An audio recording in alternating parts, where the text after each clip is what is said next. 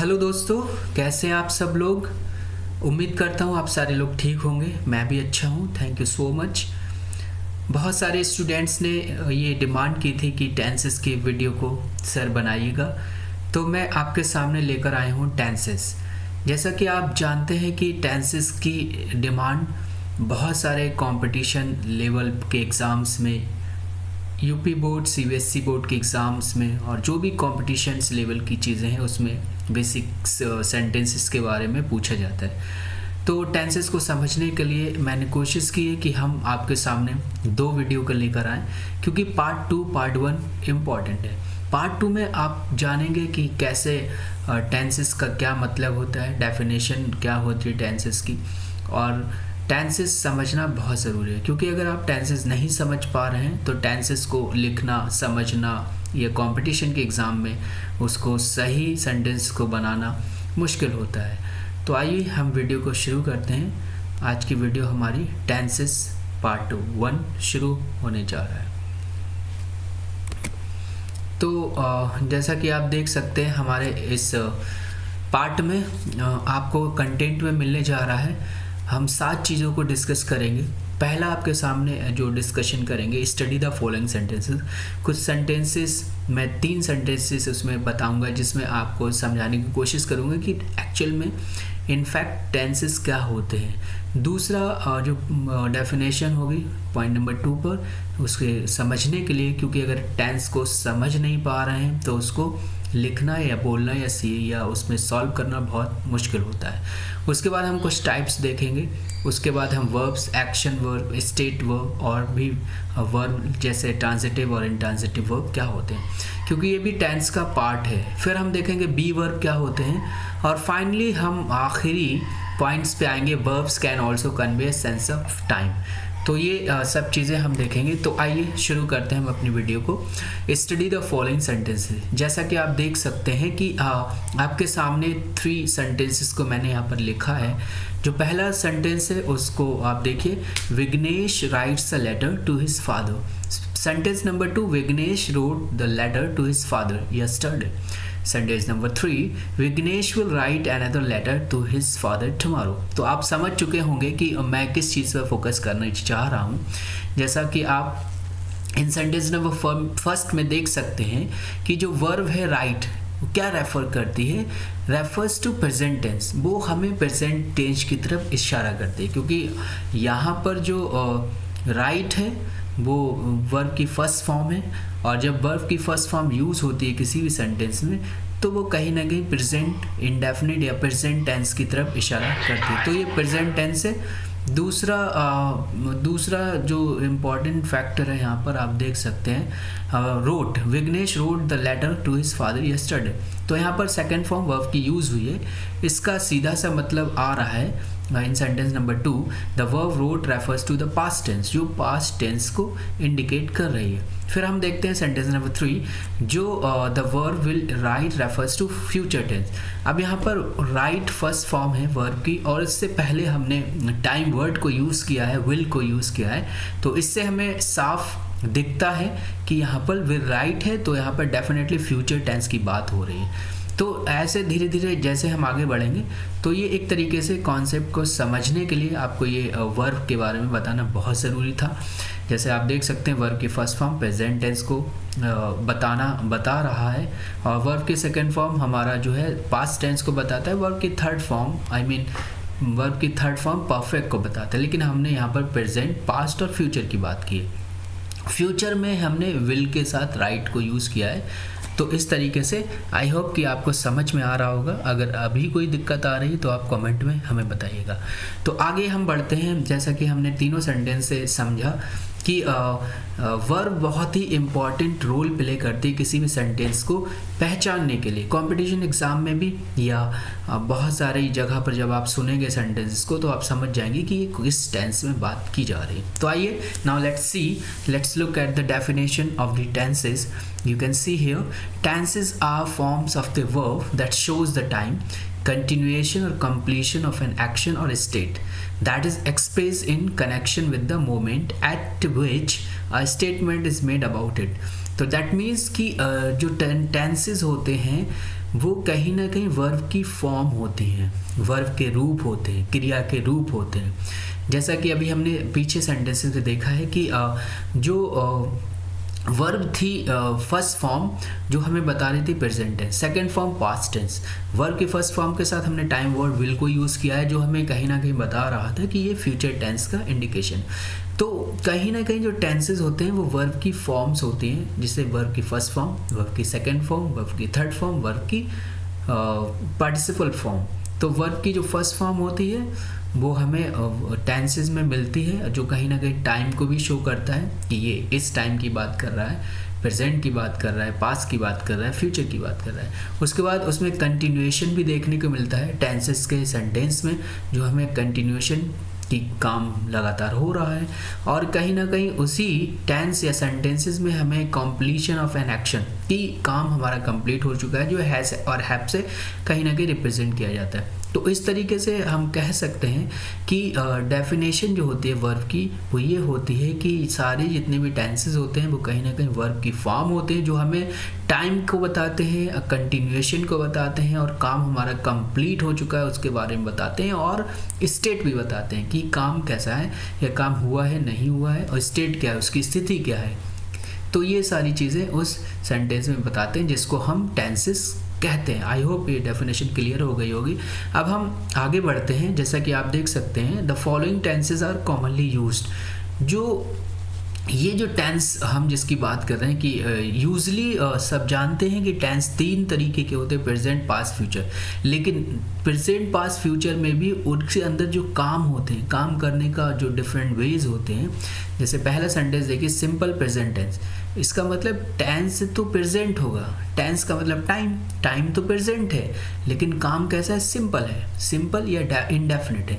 उसी तरीके से दूसरा जो इसी में टाइप्स होता है, प्रेजेंट कॉन्टिन्यूस टेंस। टाइम तो हमारा प्रेजेंट है, लेकिन हमारा काम कैसा हो रहा है, कंटिन्यूस हो रहा है, लगातार जारी है। तीसरे पॉइंट्स पे हम देखेंगे प्रेजेंट परफेक्ट टेंस, जिसमें प्रेजेंट टाइम होगा, समय प्रेजेंट है, लेकिन काम हमारा परफेक्ट हो रहा है, कंप्लीट हो चुका है। उसके बाद यहाँ पर आप गलती से 3 नंबर हो गया है, सॉरी, यहाँ पर 4 होना चाहिए, इसको आप करेक्ट करिए।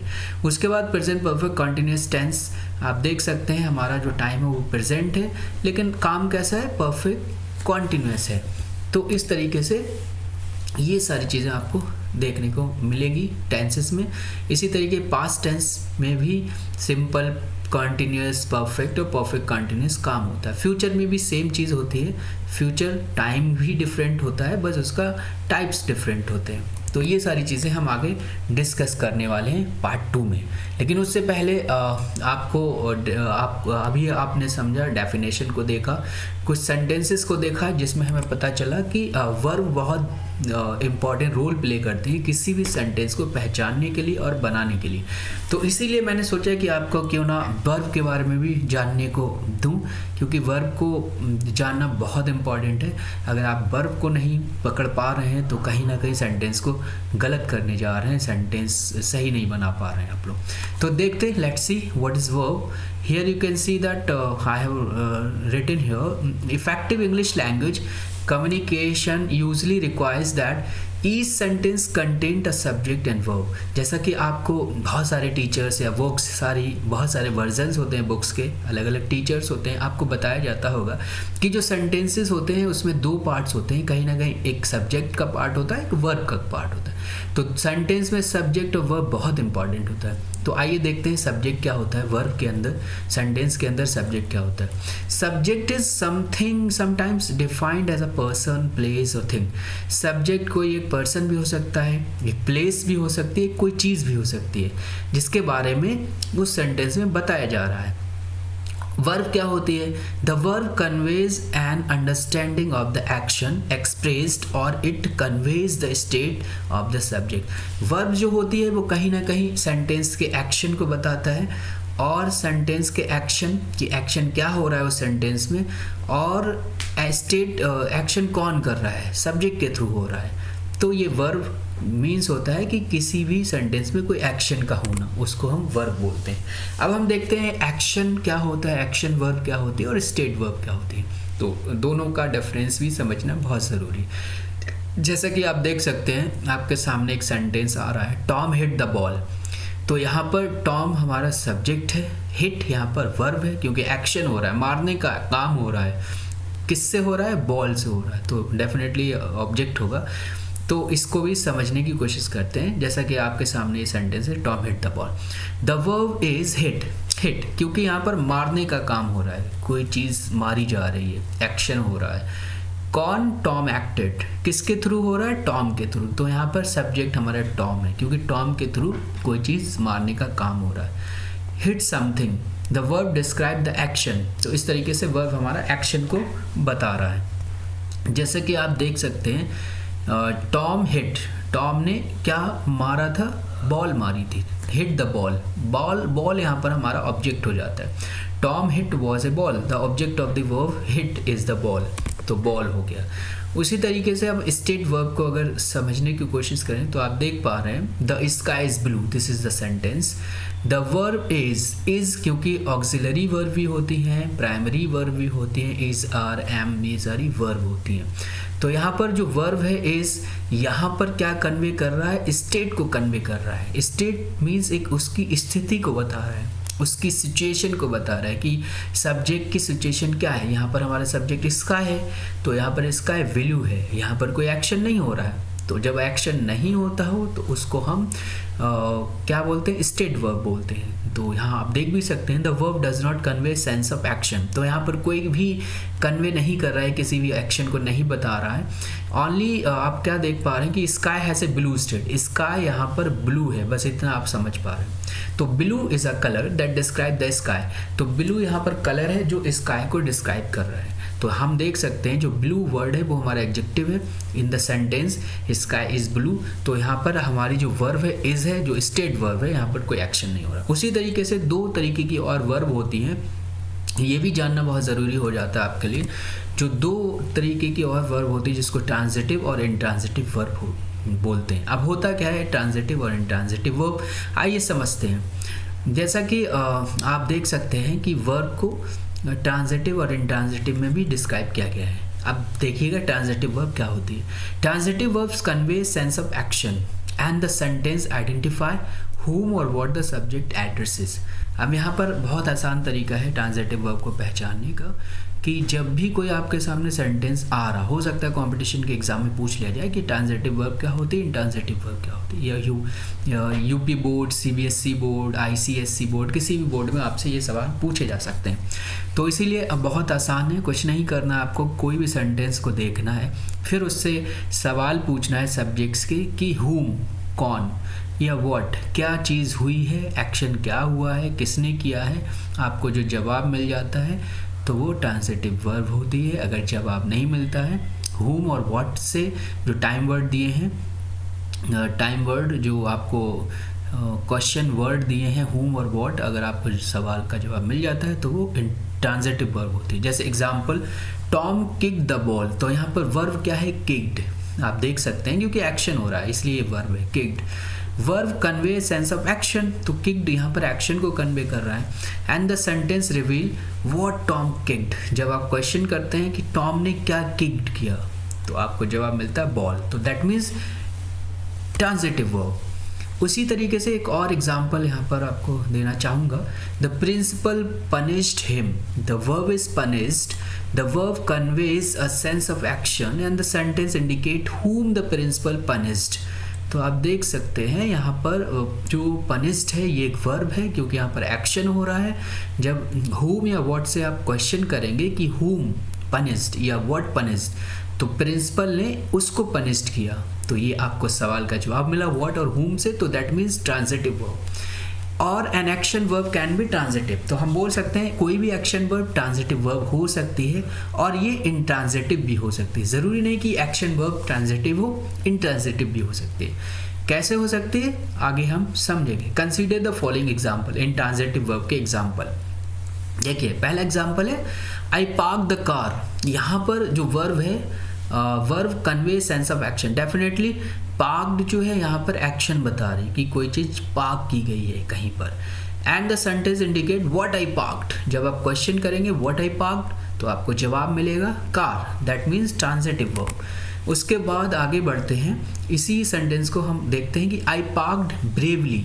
अब यहाँ पर verb convey sense of action, definitely यहाँ पर एक्शन हो रहा है, पार्क्ड की गई है कोई चीज़, but the sentence indicate how I parked. अब यहाँ पर व्हाट और whom का जो हमने आपको दो क्वेश्चन वर्ड बताए थे, जब आप उससे सवाल करेंगे तो आपको जवाब नहीं मिलेगा, तो that means the verb is intransitive. जैसे आप पूछ सकते हैं कि आई पार्क्ड व्हाट, ब्रेवरी तो कोई चीज़ पार्क नहीं हो सकती ना, ब्रेवरी कार थोड़ी पार्क की है यहाँ पर, इसीलिए कंफ्यूज नहीं होना है।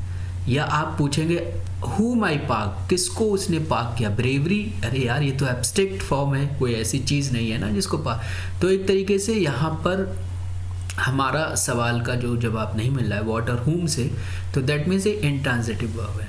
उसी तरीके से नीचे एक एग्जाम्पल आप देख सकते हैं, आई पार्क्ड यस्टरडे। तो यहाँ पर verb conveys a sense of action, definitely parked action बता रहा है, but the sentence indicate when I parked, कब मैंने पार्क किया। यहाँ पर व्हाट और whom से नहीं आंसर मिल रहा, आपको व्हेन से मिल रहा है, तो that means intransitive verb. I hope ये आपको क्लियर होता होगा। अगर आपको कोई भी क्वेरी हो प्लीज़ कमेंट करें। और आप देख सकते हैं एक और example, I park there, the verb conveys a sense of action but the sentence indicates where I park, the verb is intransitive, that means कहाँ पर पार्क की, क्या पार्क किया, कुछ सवाल का जवाब नहीं मिला। तो व्हाट whom से जब आपको जवाब मिल जाए तो वो ट्रांजिटिव वर्ब होगी, जब आपको जवाब नहीं मिले व्हाट और whom से तो वो इंट्रांजिटिव वर्ब हो। दूसरी तरीके से एक बहुत ही आसान तरीका है जिससे हम बता सकते हैं कि अगर बहुत सिंपली हम बोलें कि ट्रांजिटिव वर्ब बहुत आसान वर्ड्स में क्या होती है, तो हम कह सकते हैं ट्रांजिटिव वर्ब्स हैव ऑब्जेक्ट। आप देखते होंगे ट्रांजिटिव वर्ब में हमेशा ऑब्जेक्ट को फॉलो करता है, ऑब्जेक्ट रेफर करता है। Intransitive verbs don't have object, intransitive verb में ऑब्जेक्ट नहीं होता, तो यहाँ पर कोई ऑब्जेक्ट नहीं है, जैसे पीछे हमने एग्जांपल दिए थे, इसलिए ये इंट्रांजिटिव वर्ब है। आई होप आपको क्लियर हो गया होगा। उसी तरीके से कुछ और भी वर्ब होती हैं। अब आप ये कंफ्यूज मत होइएगा कि मैं टेंसेस नहीं पढ़ा रहा हूँ, डेफिनेटली मैं टेंसेस पढ़ा रहा हूँ, क्योंकि आपको पता है ये टेंसेस के बहुत ही इम्पॉर्टेंट एस्पेक्ट्स हैं, बहुत ही इम्पॉर्टेंट पार्ट्स हैं। अगर आप इसको नहीं समझ पा रहे हैं तो टेंसेस को समझना आसान नहीं होगा, इसलिए मैंने सोचा पहले पार्ट्स में आपको ये समझाया जाए, क्योंकि जब ये सारी चीज़ें आप समझ जाएंगे तो टेंसेस तो एकदम बहुत ही आसानी से चुटकियों में आप समझ सकते हैं। तो आइए देखते हैं बी वर्ब क्या होता है। जैसा कि आप देख सकते हैं the verb B is intransitive because, क्योंकि वी वर्ब जो होते हैं वो इंट्रांजिटिव होते हैं। ये ध्यान रखिएगा, बहुत इंपॉर्टेंट सवाल आ सकता है कि बी वर्ब ट्रांजिटिव होती है, इंट्रांजिटिव, डेफिनेटली इंट्रांजिटिव होती है। और जो एक्शन वर्ब होती है वो ट्रांजिटिव भी हो सकती है और इंट्रांजिटिव भी हो सकती है। अगर वो ऑब्जेक्ट को फॉलो करता है तो ट्रांजिटिव, ऑब्जेक्ट को फॉलो नहीं करता है तो intransitive. Because the verb does not convey sense of action, क्योंकि इसमें कोई एक्शन को कन्वे नहीं किया जाएगा। जैसा कि आप वर्ड्स को देख सकते हैं, is, am, are, was, were and been are form of the verb be, तो ये बी वर्ब की फॉर्म होगी जो एक्शन को नहीं बताएंगे, इसलिए ये बी वर्ब फॉर्म होती है। कुछ सेंटेंसेस को हम देखते हैं जो वर्ब स्टेट को कन्वे करता है, स्थिति को बताता है, ना कि एक्शन को।